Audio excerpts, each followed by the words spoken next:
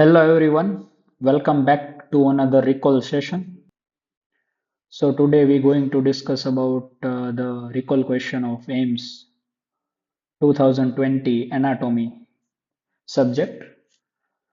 See the May month there is AIIMS 2018 and in November there is INI-CET 2020.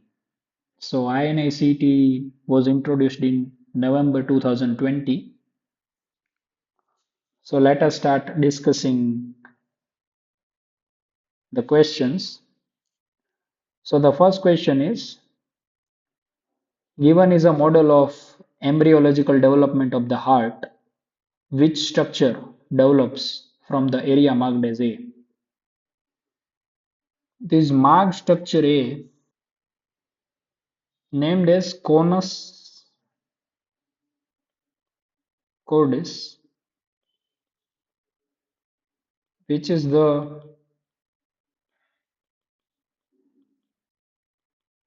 middle part of the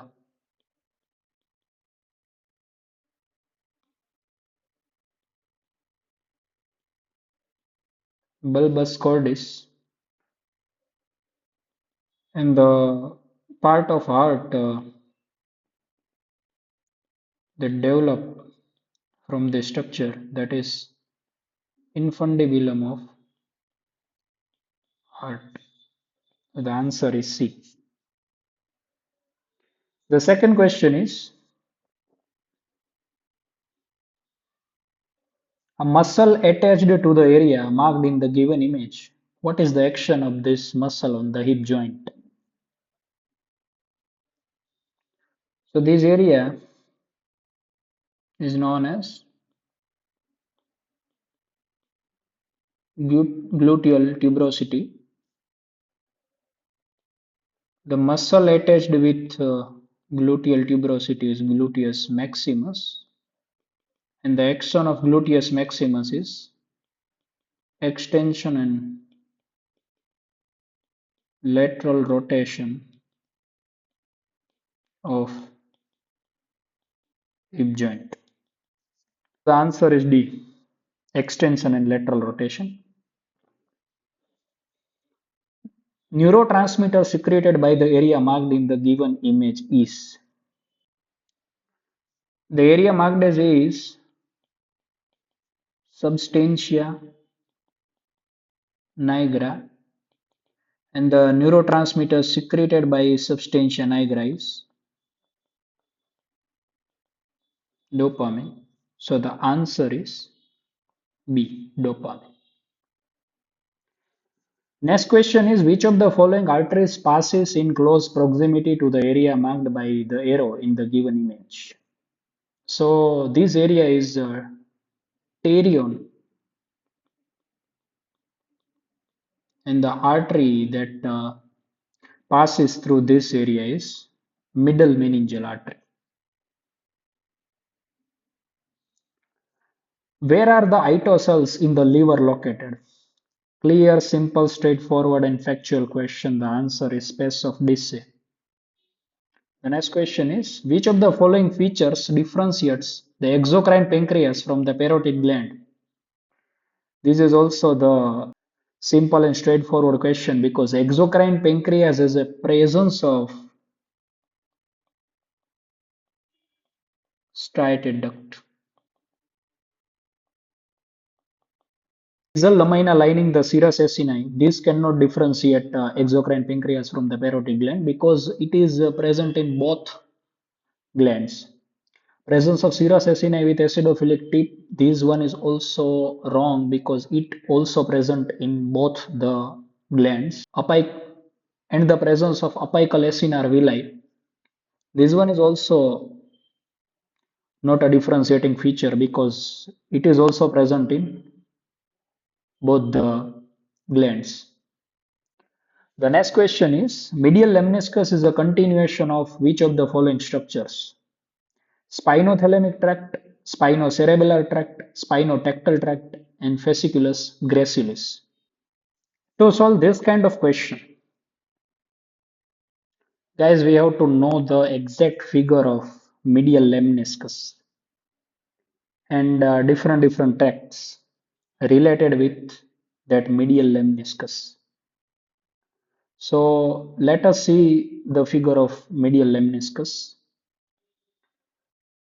The medial one is fasciculus gracilis, the lateral one is fasciculus cuneatus.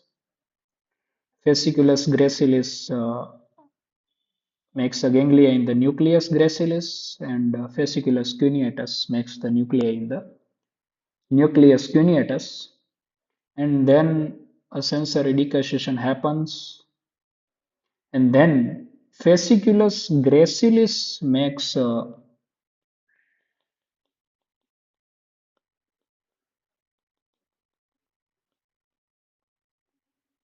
medial lemniscus. Okay, so the answer here is fasciculus gracilis because medial lemniscus is the continuation of fasciculus gracilis. Next question is the types of fiber present in the fornix are. So the fornix contains association fibers, but the hippocampus, which is the area of fornix, contains commissural fibers. So the best answer is association and commissural fiber rather than association fibers alone. Decussation of the superior cerebellar peduncle occurs at which level? This is also the simple and straightforward factual question because decussation of superior cerebellar peduncle occurs at midbrain at the level of inferior colliculus. So the answer is B. Next question is the pretracheal layer of deep cervical fascia encloses all of the following except. The options are esophagus, sternocleidomastoid, sternohyoid, and thyroid gland. Among all, esophagus, sternohyoid, and thyroid gland. These three are covered by pretracheal layer of deep cervical fascia, whereas sternocleidomastoid, this is covered by investing layer of deep cervical fascia. The next question is all of the following are the contents of the carotid sheath except. So let us discuss about the contents of the carotid sheath.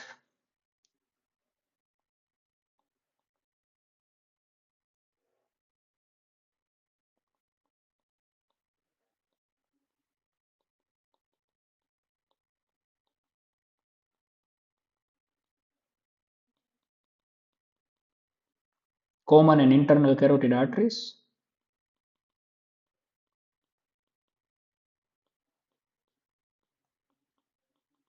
internal jugular veins, and ensa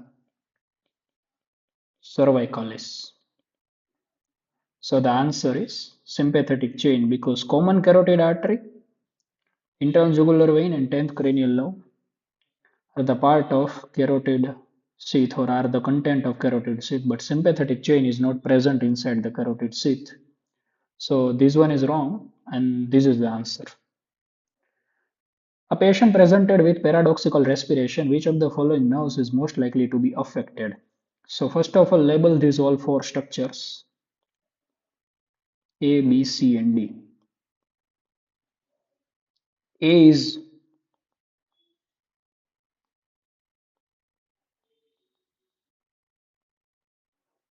right vagus nerve, B is left vagus nerve, C is the recurrent laryngeal nerve, and D is right phrenic nerve. The paradoxical respiration is due to the defective phrenic nerve. because phrenic nerve is supplying the diaphragm, and diaphragm is affected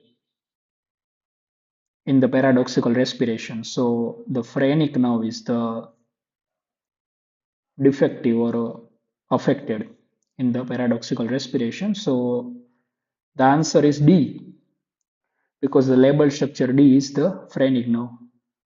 See guys, what happens in the paradoxical respiration? When you inspire, the diaphragm generally moves downward. But in paradoxical respiration, the diaphragm moves upward in the action of inspiration, as well as in the expiration, the diaphragm moves upward in a normal individual. But in individual with paradoxical respiration, the diaphragm moves downwards during expiration. So this is a paradoxical respiration. Now move on to the next question. Which of the following muscles is attached to the area marked in the image below? This one is the palmar aspect of first metacarpal bone, and the muscle that is attached here is opponens pollicis. The next question is, which of the following marked structure does not form part of the laryngeal skeleton? See, first of all, let us label these all structures. A is hyoid bone, B is thyroid cartilage,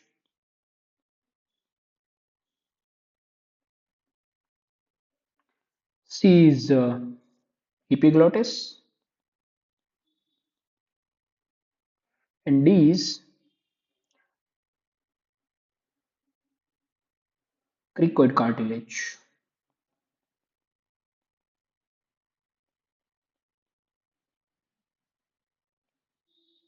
So the answer is A, hyoid bone, because hyoid bone is not the part of laryngeal skeleton. All are the different cartilages: hyoid, cricoid, epiglottis. These all are the part of laryngeal skeleton, but hyoid bone is not in that part. Identify the foramen marked in the image below. So I have already told you guys that we have to master all the skull images, all the bony images, all the soft tissue images, all the organ images, nerve supply, blood supply, because the Central Institute frequently asks around these figures, nerve supply, blood supply, or the different fossas. So if you have mastered that images, you can answer this kind of question very easily. So let us label this figure. This one is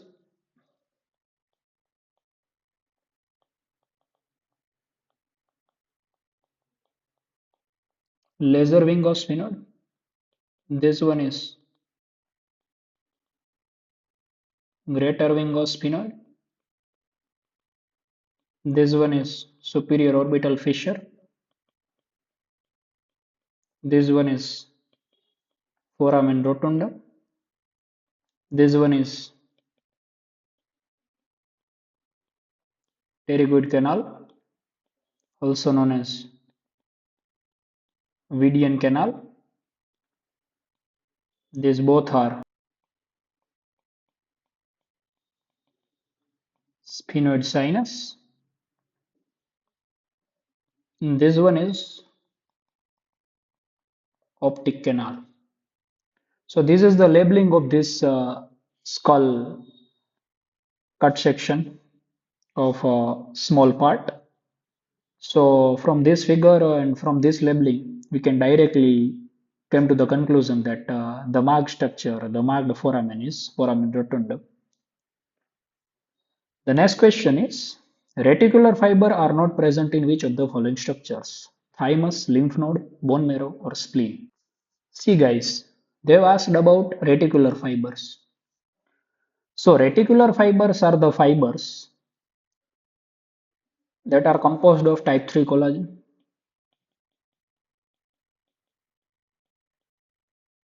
that is present in lymph node, bone marrow,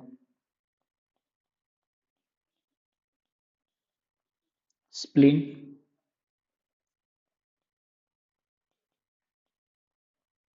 smooth muscles, nerve cells, and basement membrane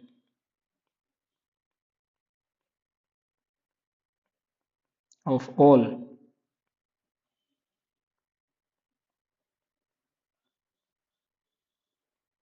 epithelia.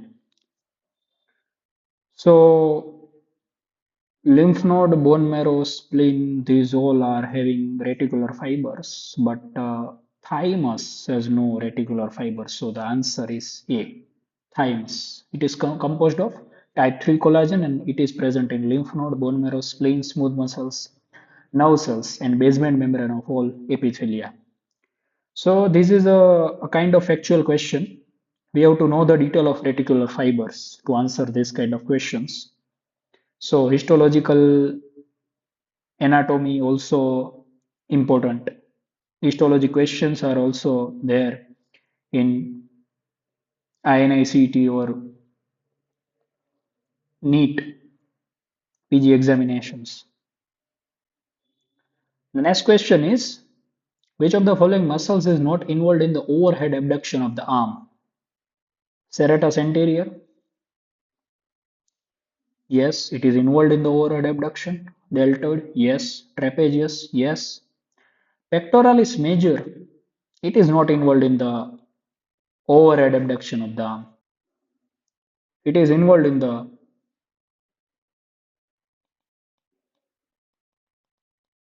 adduction and medial rotation of the arm. So the answer is D, pectoralis major.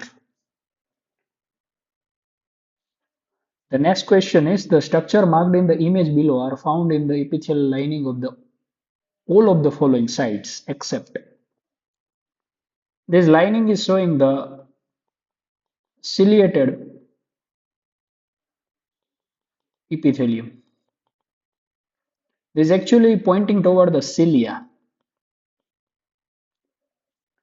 So ciliated epithelium is present in oviduct, it is present in bronchi, it is present in ependyma. But epididyme is having the pseudostratified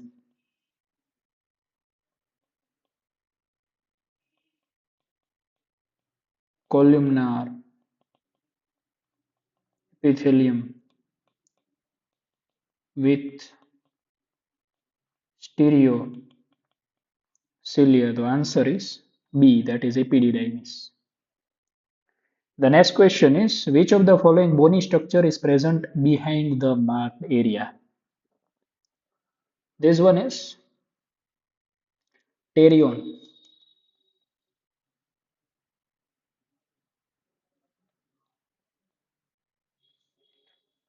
So the bony structure that is present behind the marked area is lesser wing of sphenoid in the skull bone. The next question is, all of the following nerves are involved in the movement of the eyeball except. Let us label these four structures. A is A is optic nerve,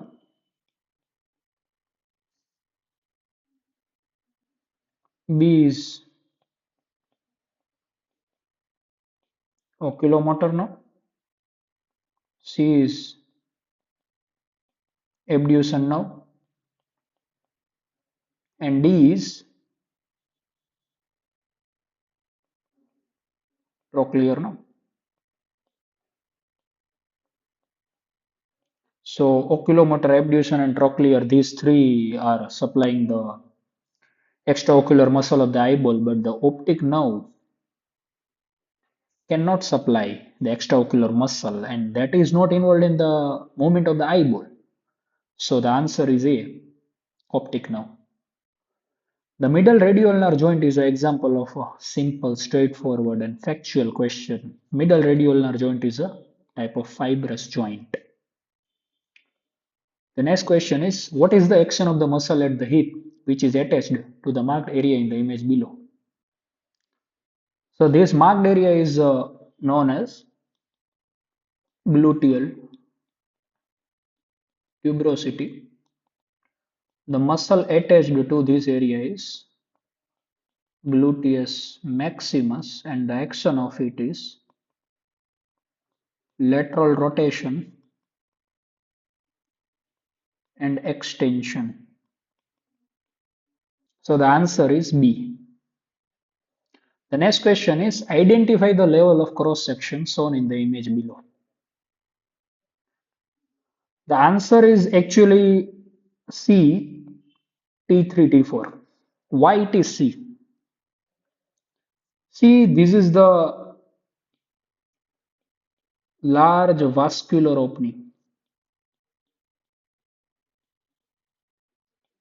of arch of aorta, which has three sub-opening: brachiocephalic trunk, left common carotid artery, left subclavian artery.